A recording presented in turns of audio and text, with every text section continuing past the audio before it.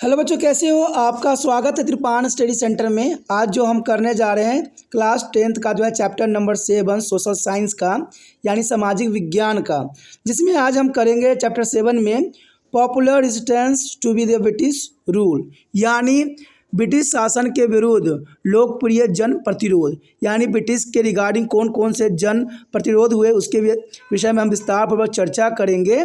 और ये टॉपिक जो है रहेगा हर एक मानने में हर एक बच्चों के लिए महत्वपूर्ण रहेगा, चाहे वो सीबीएसई के बच्चे हों, चाहे एनआईएस बोर्ड के बच्चे हों, चाहे यूपी बिहार बोर्ड के बच्चे हों।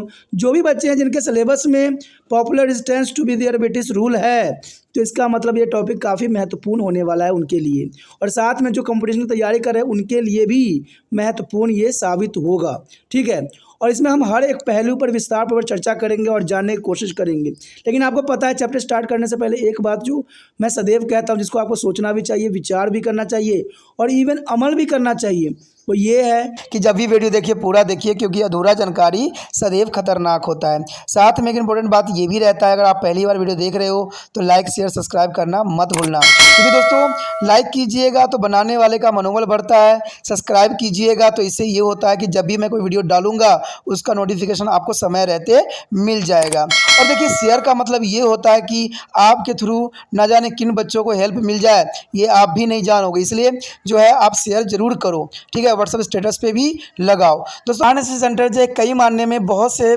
बच्चों के लिए हेल्पफुल है, चाहे वो 8th क्लास हो, 9th 10th 11th 12th हो, चाहे वो एनआईएस बोर्ड के बच्चे हों, ठीक है, चाहे बीए एमए के बच्चे हो, सभी क्लासों के लिए कुछ ना कुछ जो है त्रिपान सेंटर में उपलब्ध है। तो इसलिए आपके लिए ज़रूरी है कि आप सब्सक्राइब करके इसको चैनल को जो है सेव कर लो, नहीं तो बाद में अगर रिसर्च करोगे तो शायद आपको ये चैनल प्राप्त ना हो। तो इसलिए सोचना नहीं, विचार नहीं करना है, सब्सक्राइब करके जो है अपने पास सेव करना है। दोस्तों ये तो बात था आपके लिए, लेकिन अब देखते हैं हमारा आज टॉपिक क्या है। The failure of the revolt is the next topic, is important. Failure of revolt. Although this revolt was a big event in the history of India, it had every little chance of success against an organized and powerful enemy. It was surprised within a years of the outbreak. Various cases lead to the failure of revolt of 1857. There is of various cases. There was no unity of purpose among their rebels. The Sepoys of the Bengal wanted to revive their ancient glories of Mughal with the Nana Sahib and Tatya Tope and tried to re-establish their Maratha power. Rani Lakshmi Bai fought the regain Jhansi, and which she had lost as a result of British policy of doctrine of lapse. Secondly, this rising was not of spirit, its remain is confident to the north and center India. Even in the north, Kashmir, Punjab, Sindh and Rajputana keep away from the rebels. The British is managed to get the loyalty of Madras and Mumbai regiment and the Sikh state. Afghans and Gorkhas also supported the British. There is an important point here. Afghan and Gorkhas also support the British, and many Indian rulers refused to help the rebels.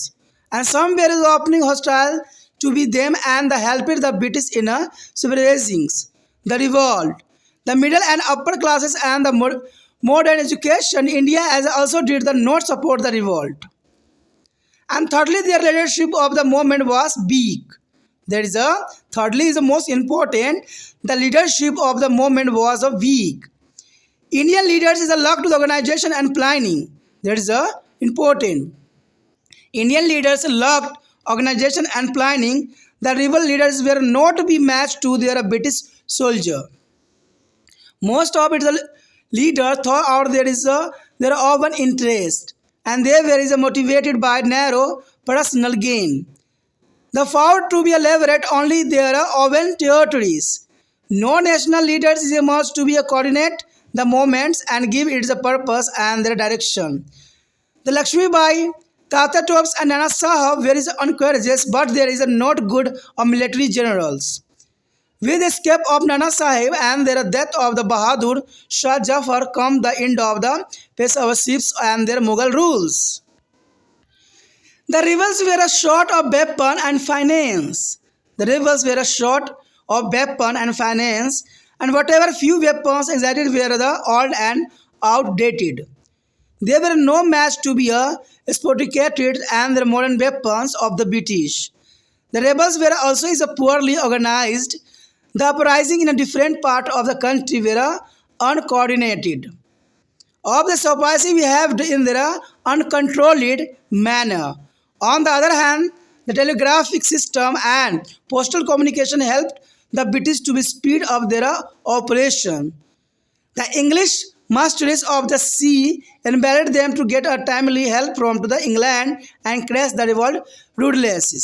That is important. सफलता इतनी आसानी से प्राप्त नहीं होती है। सफलता के लिए बहुत ही मेहनत की आवश्यकता है। कुछ व्यक्ति सफलता पाना भी चाहते हैं, लेकिन उनमें बहुत सारे आड़े आ जाते हैं। देखा जाए जो हमारा पॉइंट आया है विद्रोह की असफलता, यानी 1857 की जो क्रांति हुई उसकी असफलता के कारण क्या था? क्या हमारे लोगों में कमी थी? क्या हमारे में एकता नहीं थी? या ये आंदोलन जो थी एक समय में स्टार्ट नहीं हुई? कहते कई बात है जिसके बारे में हम यहाँ विस्तार पूर्वक चर्चा करेंगे और जानने को हर एक बात को जानेंगे जो अभी तक अछूता था, जिसके बारे में आपको नॉलेज नहीं थी, जो विद्रोह की असफलता का कारण बना। कहते हैं घर का वेदी लंका ढाए। तो ये कहावत 1857 क्रांति में पुण्य सत्य हुई क्योंकि जो रानी लक्ष्मीबाई के सहयोगी था या जो क्रांतिकारी थे उनके सहयोगी थे, उनमें ऐसे व्यक्ति थे जो सारी की सारी बातें जो थी, सारी गतिविधियाँ अंग्रेज़ों तक जो है बहुत आसानी से पहुंचा देते थे, जिसके कारण ये रिवॉल्ट जो थी, जो विद्रोह थी, अंग्रेज़ों ने बहुत ही आसानी से कुचल दिया। दूसरा कारण था पंजाब के सिपाही अपने अंग्रेज़ों के लिए उन्होंने बेखूबी कड़ी मेहनत से जो है इस विद्रोह को दबाने में महत्वपूर्ण अपना स्थान दिया। तो कहते हैं ये क्रांति उसी समय सफल हो जाती, लेकिन कुछ कमियां थी जो इस क्रांति को ले डूबा और इससे जो है कई इम्पोर्टेंट नेता जो थे अपने प्राण की आहुति दे दिए। फिर भी जो है हमारा भारत उस समय आज़ाद नहीं हुआ। लेकिन कहा जाए तो जो आज़ादी की नींव 1857 क्रांति में पड़ी, उसका जो है कुछ समय के पश्चात जब 1947 में भारत आज़ाद हुआ तब उसकी सफलता पुण्य प्राप्त हुई। तो बात यहाँ करें विद्रोह की असफलता की, तो कहते हैं विद्रोह की असफलता, यद्यपि यह विद्रोह भारत के इतिहास की एक बहुत बड़ी घटना रही। यद्यपि एक संगठित और शक्तिशाली शत्रु के विरुद्ध सफलता प्राप्त करने के लिए उनके पास बहुत कम अवसर थे, क्योंकि कहते हैं जब इनमी यानी शत्रु जो है स्ट्रॉन्ग हो और उसके लिए स्ट्रॉन्ग हथियार की आवश्यकता होती है, लेकिन भारत के पास वही पुराने तकनीक थे, वही पुराने सोच विचार थे और इतने शक्तिशाली जो है शत्रु को हराना संभव नहीं था। लेकिन फिर भी शत्रु ने ये मान लिया कि इनमें बहुत दम था और उनको जो है दबाने में उन्होंने बहुत परिश्रम करना पड़ा। यानी उनको जो देखा जाए तो उनको ये बात मानने को मजबूर कर दिया कि इनमें बहुत दम है, अगर इनको अभी शांत ना किया जाए तो कुछ समय के पश्चात जो है ऐसी क्रांति उठेगी और अंग्रेज़ों को ले डूबेगी। इसलिए अंग्रेज़ों ने बहुत सी चीज़ों पर जो है बदलाव किया जो लोगों के हित में था। विद्रोह के शुरू होने के 1 वर्ष के भीतर इसे दबा दिया गया, क्योंकि ये युद्ध अधिक दिन तक नहीं चला और इसका सबसे महत्वपूर्ण बात वही थी कि इस विद्रोह के बारे में उनको बहुत ही आसानी से सूचना प्राप्त हो जाता था। 1857 के विद्रोह की असफलता के अनेक कारण थे, जैसे बागियों के उद्देश्य में एक रूपता नहीं थी। यानी बागी जो क्रांतिकारी हुए उनके उद्देश्य एक जैसे नहीं थे। वो सब ये इसलिए लड़ाई नहीं कर रहे थे कि हमें भारत को आज़ाद करना है, कहीं पे वो चर्बी वाले कारतूस के लिए लड़ रहे थे, तो कहीं अपने बच्चे को राजशाही दिलाने के लिए लड़ रहे थे, तो कहीं अपने राजा के लिए लड़ा जा रहा था, तो कहीं अपनी जॉब लॉस हो जाने के कारण लड़ रहे थे। यानी सभी क्रांतिकारी में एक उद्देश्य नहीं था, सबकी अपनी अपनी उद्देश्य थी, अपना अपना पर्पस था, जिसके कारण ये क्रांति जो हुई बहुत आसानी से दब गई। बंगाल के सैनिक मुगलों की खोई शान शौकत को पुनः जीवित करना चाहते थे। यानी देखा जाए तो बंगाल के सैनिक मुगलों की खोई हुई शान शौकत वापस करना चाहते थे, इसलिए इस क्रांति में वो कूदे। जबकि नाना साहेब और तात्या टोपे ने मराठा शक्ति को पुनः स्थापित करने का प्रयास किया। सबकी अपनी अपनी अलग अलग बातें थी। यहाँ तक कि रानी लक्ष्मीबाई ने झांसी के पुण्य प्राप्त करने की लड़ाई को, जो कि उसे अधिग्रहण के सिद्धांतों की यानी अंग्रेजी नीति के परिणाम स्वरूप खो दी थी। यानी उसके पति मर जाने के कारण उसके जो गोद लिए बच्चों को राज्य नहीं मिल सकती थी और उसने अपनी जो है राज्य खो बैठा। यानी अधिग्रहण के सिद्धांत के अनुसार अंग्रेजों ने अधिग्रहण इसलिए एक रूल पास किया हुआ था जिसमें अगर राजा के कोई संतान नहीं होता है अपना, तो उसको जो है गोद लिए बच्चे को कोई भी राज्य नहीं मिल सकता। इसके अंतर्गत जो है रानी लक्ष्मीबाई ने अपने झांसी को जो है खो दिया। इसके लिए उन्होंने इस युद्ध में लड़ा। दूसरा, यह विद्रोह अधिक क्षेत्र तक फैला हुआ नहीं था। यानी यह विद्रोह हर एक क्षेत्र में फैला हुआ नहीं था। अगर आप मैप में भी देखे होंगे तो ये देखा जाए तो उत्तर प्रदेश से कुछ ही क्षेत्रों में फैला, इवन बंगाल तक आया। तो समझ सकते हो पूरे देश में यह विद्रोह नहीं फैला, जिसके कारण इसको आसानी से दबाया जा सका, बल्कि उत्तर और मध्य भारत तक ही सीमित रहा, जो कि इसकी असफलता का मुख्य कारण बना। यहाँ तक कि उत्तर में कश्मीर, पंजाब, सिंध और राजपूताना इस विद्रोह से दूर रहे। कहते हैं कश्मीर देखिए, पंजाब देखिए, सिंध और राजपूताना, इन सारे के सारे जो थे 1857 की क्रांति से बहुत दूर थे। अंग्रेज मद्रास के मुंबई के रेजिमेंटों और सिख प्रदेशों को निष्ठा प्राप्त करने में सफल रहे, क्योंकि उन्होंने सिखों को अपने अंडर कर लिया और इसके रेजिमेंटों को जो है उन्होंने इस विद्रोह को कुचलने के लिए भेजा। अफगानों और गोरखाओं में भी अंग्रेज़ों का समर्थन किया। यानी अफगानों ने भी और गोरखाओं ने भी जो है अंग्रेज़ों का पुण्य समर्थन किया, जिसके कारण 1857 क्रांति बहुत आसानी से दब गई। अनेकों भारतीयों ने विद्रोह की सहायता करने का इनकार कर दिया। यानी बहुत से शासक जो थे इस विद्रोह में नहीं सम्मिलित हुए, जिसके कारण सबसे बड़ा कारण बना कि यह विद्रोह जो है बहुत आसानी से कुचल दिया गया। मध्य और उच्च वर्गों और आधुनिक शिक्षित भारतीयों ने भी विद्रोह का समर्थन नहीं किया। यानी मध्य और उच्च वर्ग को लोगों ने 1857 क्रांति का कोई भी समर्थन नहीं किया। इवन कि जो भारतीय शिक्षित थे उन्होंने इस विद्रोह का बिल्कुल ही समर्थन नहीं किया। और तीसरे बात पे हम ध्यान देते, इस आंदोलन का नेतृत्व बहुत कमज़ोर था। यानी नेतृत्व भी स्ट्रॉन्ग नहीं थी, बहुत कमज़ोर था। और भारतीय नेताओं में संगठन और संयोजन की योग्यता नहीं थी, वो कॉम्बिनेशन नहीं कर सके। और विद्रोह नेताओं के जो है अंग्रेजी सैनिकों से कोई तुलना नहीं थी, क्योंकि विद्रोही नेताओं देखा जाए तो उनके पास वो सारे कुछ नहीं था जो अंग्रेज सेना के पास थी। अधिकांश नेताओं के विचार केवल उनके निजी हितों तक ही सीमित थी। जितने भी क्रांतिकारी में पार्टिसिपेट किए सबका अपना निजी हित ही थी और इनका उद्देश्य केवल गहन निजी लाभ ही था। सबका अपना लाभ था, जिसके कारण ये 1857 की क्रांति जो था सफल नहीं हुआ। उन्होंने केवल अपने निजी प्रदेश क्षेत्रों को संविधानता के लिए लड़ाई लड़ी और कोई भी ऐसा राष्ट्रीय नेता उभर कर नहीं आया जो इस आंदोलन का समन्वय करके इसे कोई उद्देश्य और दिशा प्रदान कर पाता। इवन कि देखा जाए लक्ष्मीबाई और तात्या टोपे और नाना साहब बहुत साहसी थे, परंतु वो अच्छे सैन्य जनरल नहीं थे। यानी उनसे जो है पूरा सैनिक कंट्रोल नहीं हो सका। नाना साहब के बच निकलने और बहादुर शाह जफर की मृत्यु से पेशवागिरी और मुगल शासन का अंत हो गया और विद्रोहियों के पास शस्त्रों और धन का भी अभाव था। जो क्रांतिकारी थे उनके पास शस्त्र नहीं थे और न ही धन थी, जिसके कारण ये विद्रोह जो थी असफल हुई। जो भी शस्त्र थे वो पुराने और नकारा हो चुके थे, यानी उसमें कोई भी धार नहीं थी। वो अंग्रेजों के संवेदनशील और आधुनिक शस्त्रों का सामना नहीं कर सकते थे। बागियों की संगठन व्यवस्था भी अच्छी नहीं थी और देश के विभिन्न भागों में भड़कने वाले विद्रोह में परंपरा कोई समन्वय नहीं था। प्रायः सिपाही और नियंत्रित रूप से व्यवहार कर रहे थे। यानी देखा जाए तो ये एक रूपता नहीं दिखा रहे थे।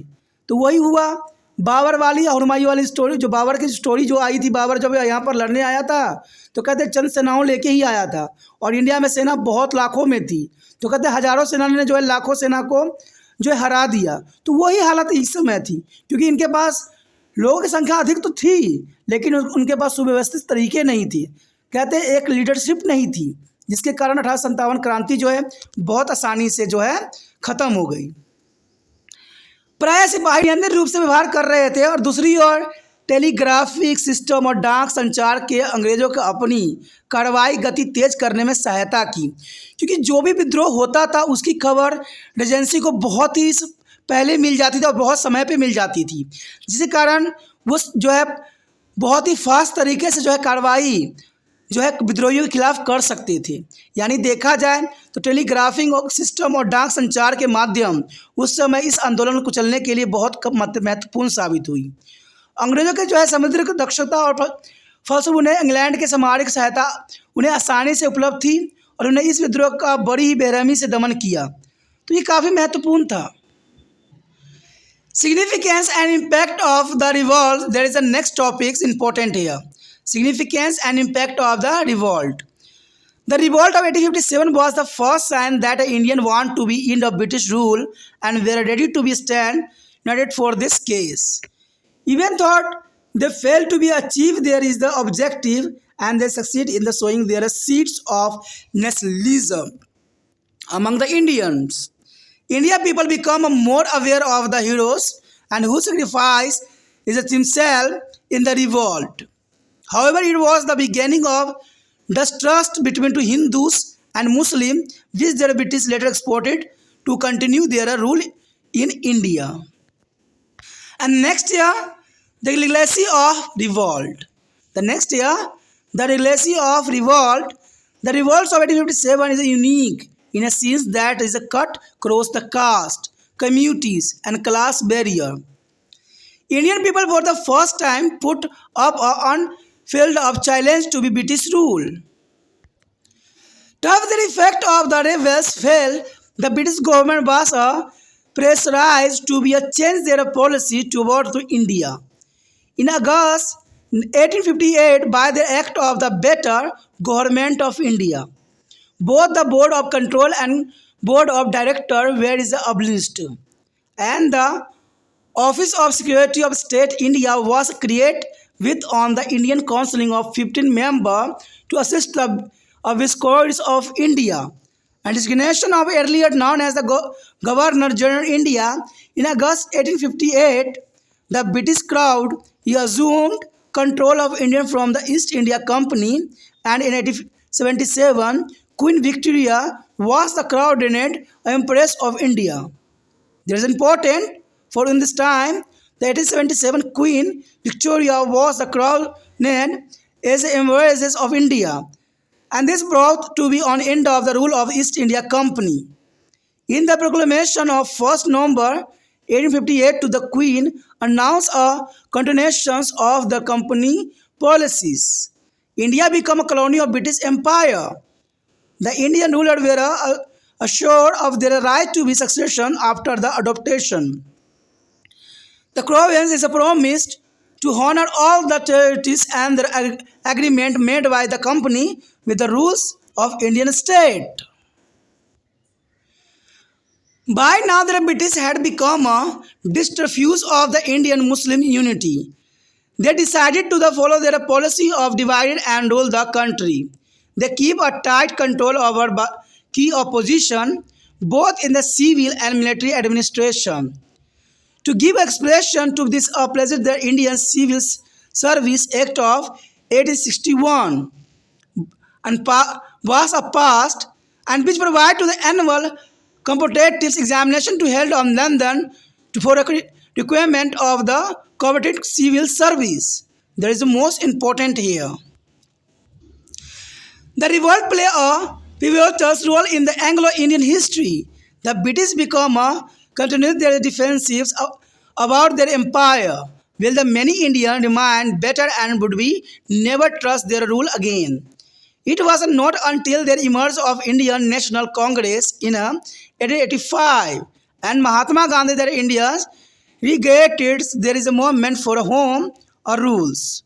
One group which keep away from to the travels and opposition to be a British was the English educated India. The English educated India, there is important things here, and these groups are when it's a rise to be a condition of the new rule. And some of its members were a descendant of the new Bengali Jamidars, a class created by the permanent settlement in Bengal. It is crucial to be noted that some member of this entire group returned against the British, and some 30 and 40 years after the revolt, in 1857. The army had been mainly responsible for the crisis of 1857. Hence, the radical change were introduced in the army. The strength of European troops in India was increasing. A number of Indian troops reduced from the pre-1857 figure. All India Artillery is a units with their expansion of new and few mountains batters and were disbanded. Better thereby or disbanded even there is a artillery and keep with the British soldier. On the other hand, there was a attempt to be paid native against the natives on the basis of the caste, religions and reasons. All the big posts in their army and the alternative department were reserved for the European.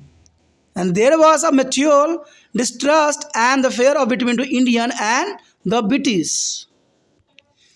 It was increasingly realized that one basis case of the revolt of 1857 was a lack of contact between the rulers and the ruled. And thus the humble beginning to avoid there is a development of representative institution in India was made by the Indian Counseling Act of 1861.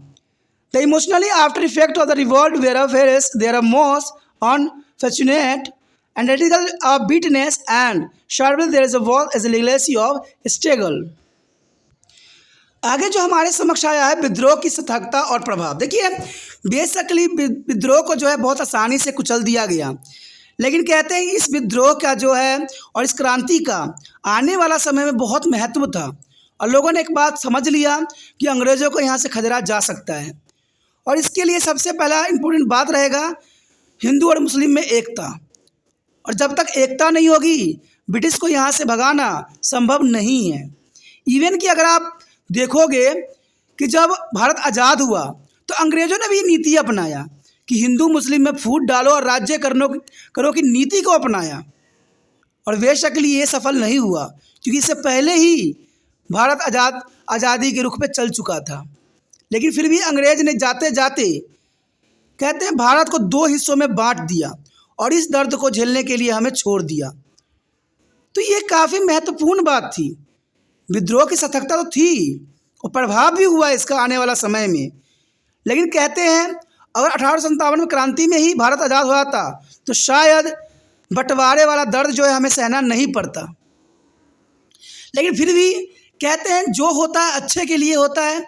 अगर 1857 क्रांति नहीं होता तो आने वाले generation को ये बात समझ नहीं आती कि जिन्होंने अपने प्राणों को निछावर कर दिया उनकी सभी लोगों की आवश्यकता थी, सभी के साथ की ज़रूरत थी, जो आम नागरिकों ने नहीं दिया, इवन कि पढ़े लिखे व्यक्तियों ने नहीं दिया। अगर उस समय पढ़े लिखे व्यक्ति सब साथ मिल जाते, आम व्यक्ति मिल जाते तो शायद इस क्रांति का जो है सफल होना निश्चित हो जाता। लेकिन कहते हैं जब लोगों की साथ नहीं मिलता है तो वो चीज़ आगे नहीं बढ़ पाता है। जैसे आपको भी त्रिपाण सेंटर हमेशा कहता है कि जितना हो सके इस वीडियो को शेयर कीजिए, और आप सोचते नहीं हो, समझते भी नहीं हो और इसका कार्य भी नहीं कर रहे हो, तो देखिए कहाँ से ये बढ़ेगा, कहाँ से आगे जो है हमारे देश में ज्ञान का प्रसार होगा।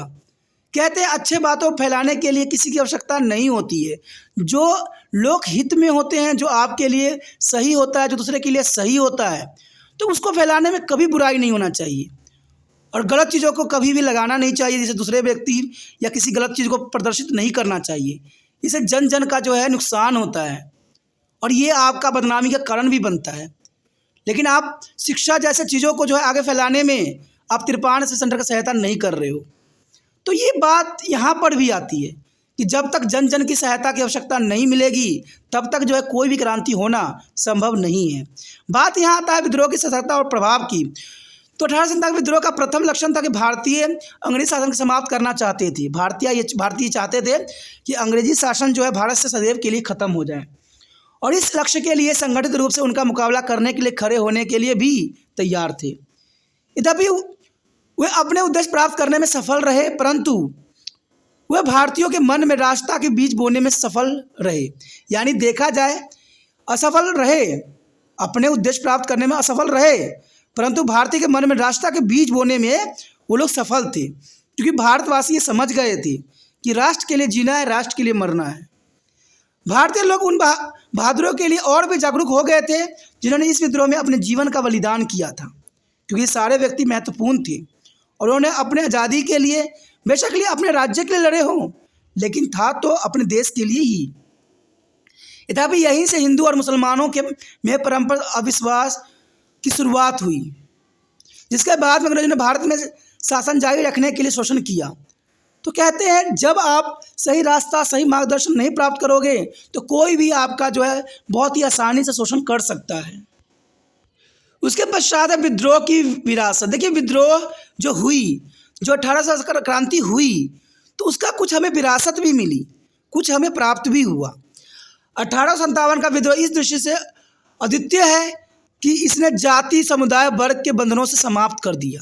यानी जो भारत में बरसों से चला आ रहा था जाति समुदाय और वर्ग, वो सदैव के लिए ख़त्म हो गई और पहली बार भारत के लोगों ने एकजुट होकर अंग्रेजी शासन के लिए चुनौती खड़ा कर दी। और वो भी चुनौती इतनी तगड़ी कि कहते हैं रानी को भी सोचना पड़ गया। उस समय जो ब्रिटिश की रानी थी उनको भी सोचना पड़ गया। यद्यपि विद्रोहियों के प्रयासों की सफलता नहीं मिली, फिर भी अंग्रेजी सरकार की भारत के प्रति अपनी नीतियों बदलने के लिए बाध्य कर दिया। फिर सारे के सारे रूल रेगुलेशन जो है अंग्रेजों ने भारत में बदल दिया और अगस्त 1858 में यानी 1858 में भारत में 72 सरकार अधिनियम द्वारा board of control, board of जो डायरेक्टर्स को समाप्त कर दिया गया। तो ये काफ़ी बड़ी अचीवमेंट थी जो 1858 में देखने को मिला। कहते हैं 1858 में उन्होंने सारे चीज़ों को चेंज कर दिया, चाहे बोर्ड ऑफ कंट्रोल हो, बोर्ड ऑफ डायरेक्टर्स हो, सब समाप्त हो गया और भारत के लिए एक स्टेट सेक्रेटरी के पद निर्माण किया गया, जिसमें 15 सदस्य की एक भारतीय परिषद को शामिल किया गया ताकि वह भारत के वायसराय एवं पदनाम, जिसे पहले भारत गवर्नर जनरल कहा जाता था, की सहायता कर सके। यानी जो भारतीय गवर्नर जनरल होता था उसको 15 सदस्य जो थे भारतीय परिषद शामिल किया गया, जिनको सहायता के लिए बनाया गया। अगस्त 1858 में जो है ब्रिटेन के समाहर्ष ने भारत का नियंत्रण ईस्ट इंडिया कंपनी ने सीधे अपने हाथों में ले लिया। देखा जाए तो ये उनका डर थी कि भारत का नियंत्रण उन्होंने ईस्ट इंडिया कंपनी ने सीधे अपने हाथों में ले लिया। और 1877 में रानी विक्टोरिया को भारत की जो है सामग्री घोषित कर दिया गया। तो देखिए इसमें जो है विक्टोरिया भी जो भारत के जो है रानी घोषित की गई और इसने भारत में ईस्ट इंडिया कंपनी के शासन को समाप्त कर दिया गया। और 1 नवंबर 1858 की जो उद्घाटनों के द्वारा रानी ने यह घोषणा की कि कंपनी की नीति को जारी रखा जाएगा और भारत जो है अंग्रेजी साम्राज्य का उपनिवेश बन गया है। भारतीय शासकों जो है आश्वस्त किया गया कि गोद लेने के उपरांत उनके उत्तराधिकारी के अधिकार को मान्यता दी जाएगी, जिसके कारण लक्ष्मीबाई को अपनी प्राण की आहुति देनी पड़ी। वो उसके मृत्यु के पश्चात इस रूल को लागू किया गया। समाग्रेस में वचन दिया कि कंपनी द्वारा भारत राज्य के शासकों के साथ की गई संधि और करनामों का मान रखा जाएगा। यानी वो सारी बातें मान गए जो पहले वो मानने को तैयार नहीं थे। यानी देखा जाए तो 1857 क्रांति कई मानने में काफ़ी महत्वपूर्ण थी। अब तक अंग्रेजों के हिंदू मुसलमान एकता पर पक्का भी अविश्वास हो गया था और उन्होंने देश में फूट डालो और राज्य करने की नीति को अपनाने का निर्णय किया और सिविल और सैनिक प्रशासन में केंद्रीय पद पर उन्होंने अपना सख्त नियंत्रण बनाए रखा। और इस इरादों को आजाम देने के लिए इंडियन सिविल सर्विस अधिनियम 1861 जारी किया गया, जिसके द्वारा आकर्षक सिविक सेवा में चयन के लिए लंदन में हर वर्ष एक प्रतियोगी परीक्षा का आयोजन शुरू किया गया। और इस विद्रोह में एंग्लो इंडियन इतिहास में केंद्रीय भूमिका भी निभाया। अंग्रेज सावधान हो गए और अपने साम्राज्य के प्रति सकारात्मक भूमिका में आ गए, क्योंकि उनको अब डर सी थी कहीं दोबारा एक क्रांति उठ न खड़ा हो। जबकि भारतीयों के मन में जो है कड़वाहट भरी रही कि वे अब कभी भी अपने शासकों पर भरोसा नहीं कर पाएंगे। और यह विश्वास तब नहीं हो पाया जब तक 1885 में भारतीय राष्ट्रीय कांग्रेस यानी इंडियन नेशनल कांग्रेस की स्थापना नहीं हो गई। कहते हैं जब 1885 में भारतीय राष्ट्रीय कांग्रेस की स्थापना हुई यानी इंडियन नेशनल कांग्रेस की स्थापना हुई, तब भारत को थोड़ा विश्वास हुआ और महात्मा गांधी के साथ भारतीयों ने होम रूल के लिए पुण्य गति हासिल नहीं कर ली। और एक समूह जो इस मुसीबत और अंग्रेजों के विरोध से दूर रहा वो है अंग्रेजी शिक्षा प्राप्त भारतीय लोगों का समूह। तो ये बहुत ही चिंता का विषय था कि जो व्यक्ति पढ़े लिखे थे, अंग्रेजी शिक्षा प्राप्त कर चुके थे, वो इस विद्रोह से बहुत दूर रहे। उन पर प्रश्न चिन्ह उठता है, क्या उन्होंने इसलिए शिक्षा प्राप्त किया था कि वो अंग्रेजों की वफादार बन के रह जाएं? तो ये 1857 क्रांति में बहुत ही दुर्भाग्यपूर्ण बात थी। और यह समूह अपनी नीतियों का श्रेय नए शासन की स्थितियों को देता था। और इसके कुछ सदस्य जो है बंगाली जमींदारों के नए समूह भी थे। वो वर्ग जो बंगाल के स्थायी बंदोबस्त की पैदाइश था। यह जानना रोचक होगा कि इस कुलीन समूह के कुछ सदस्य 1857 विद्रोह के करीब 30 या 40 वर्ष बाद अंग्रेजों के खिलाफ हो गए। देखिए, कहते हैं जो उनको उस समय होना चाहिए था वो उस समय न होके, कहते हैं 30 या 40 वर्ष के बाद अंग्रेजों के विरुद्ध हुए। तो कहते हैं अब पछतात होत क्या जब चिड़ियाँ चुग गई खेत। अगर आप 40 वर्ष पहले ही जाग जाते तो कहते हैं करीबन जो है 90 साल की दास्तां शायद आपको ना मिलता। तो वही बात है, जो चीज़ जहाँ होनी चाहिए उसको वहीं ही करना चाहिए। उससे पहले और उसे जल्दबाजी में करना कभी भी जनहित नहीं कहलाती है, वो कल्याणकारी भी नहीं होती है। 1857 संकट के मुख्यतः सेना जिम्मेदार थी।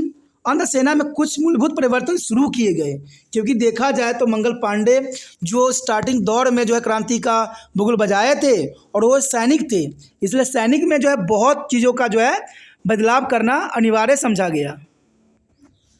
भारत में यूरोपियन ट्रस्ट ने जो है सैन्य बल में वृद्धि की गई और भारतीय ट्रप्स की संख्या में 1857 से पूर्व की संख्या से भी ज़्यादा कमी कर दी गई। कुछ एकड़ माउंटेन्स बैटरीज के छोड़कर सभी भारतीय तोपखाने आर्टिलरी यूनिट को समाप्त कर दिया गया। और यहाँ तक कि अंग्रेज सैनिकों के साथ आर्टिलरीज को रखा गया। और दूसरी ओर स्वदेशी को जाति, धर्म और क्षेत्र के आधार पर स्वदेशी से भी लड़वाने का प्रयास किया गया। सेना और तोपखाना विभागों जो आर्टिलरी डिपार्टमेंट्स में सभी बड़े पदों को यूरोपियनों के लिए आरक्षित कर दिया गया। और भारतीय और अंग्रेजों में परंपरा अविश्वास और डर व्याप्त थी। बड़े समय से यह अनुभव किया जा रहा था कि 1857 के विद्रोह का मूल कारण था और शासक और शासित में परंपरा संपर्क का अभाव था। कहते हैं शासक और शासित में संपर्क नहीं होता है तो ये कभी भी सही नहीं होता है। और इस प्रकार इंडियन काउंसिल्स एक्ट 1861 के द्वारा भारत में प्रतिनिधित्व संस्थाओं के विकास का एक नए विनियम प्रयास शुरू किया गया। और विद्रोह के जो है भावनात्मक उत्तरोत्तर प्रभाव शायद सबसे ज़्यादा दुर्भाग्यपूर्ण थे और नस्लीय करवाहट इस संघर्ष की शायद सबसे बड़ा विरासत रही थी। तो आप समझ सकते हो कि 1857 क्रांति बेशक ही सफल नहीं हुई, लेकिन अंग्रेजों को सोचने में मजबूर कर दिए। 1857 क्रांति बहुत आसानी से कंप्लीट हो जाती, पुण्य हो जाती, अगर शिक्षित वर्गों का जो है साथ मिलता। कहते हैं शिक्षा हासिल करने का अर्थ होता है जागरूकता, लेकिन उस समय शिक्षित वर्ग ये नहीं समझ सके कि उनकी आज़ादी उनके लिए कितनी महत्वपूर्ण बात है। शायद वो भी एक कहानी की तरह रह गए जो नहीं होना चाहिए था। तो कहते हैं 40 वर्ष बाद वो जागे और फिर भारत आज़ाद हुआ। कहते हैं कोई चीज़ को बढ़ने में सिर्फ एक व्यक्ति का हाथ नहीं होता है, इसमें सारे समुदाय, सारे लोगों का जो है महत्वपूर्ण योगदान होता है। कहते हैं छोटा सा प्रयास भी बहुत कुछ बदल के रख सकता है। जैसे त्रिपाण सेंटर हमेशा कहता है कि आपका छोटा सा प्रयास चाहिए, थोड़ा सा जो है हल्का सा हेल्प चाहिए, जो हेल्प करने में आप सक्षम नहीं रहती हो। आप वीडियो देख लेते हो, उसके बाद बंद करके रख देती हो। लेकिन कहते हैं कोई चीज़ को अगर आगे स्टिमुलेट करना है, अगर आगे बढ़ाना है और आपको और अच्छा चाहिए तो उसको बढ़ाने की भी आवश्यकता होती है। और आपसे अच्छा कोई नहीं जानता है कि जो ये वीडियो है उसको कैसे आगे बच्चों तक फॉरवर्ड किया जाए। तो सोचना नहीं है, विचार नहीं करना है, जितना हो सके शेयर करना है। और पहली बार वीडियो देख रहे थे चैनल को अवश्य सब्सक्राइब करके रख लीजिए।